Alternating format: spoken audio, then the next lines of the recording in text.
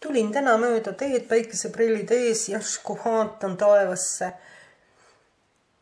Lennukid on teinud sellised triibud täiesti rist taevas.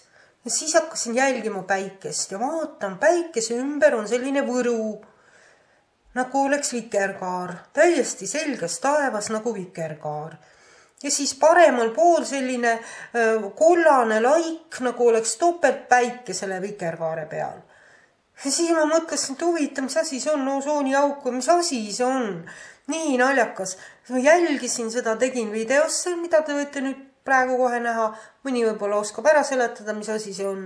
Aga igal juhul väga huvitav.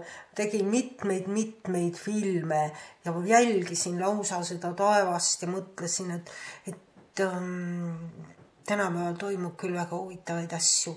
Kunagi ei teada, mis taevasse võib ilmuda. Nii vaadakem siis ise seda, mida mina filmisin täna.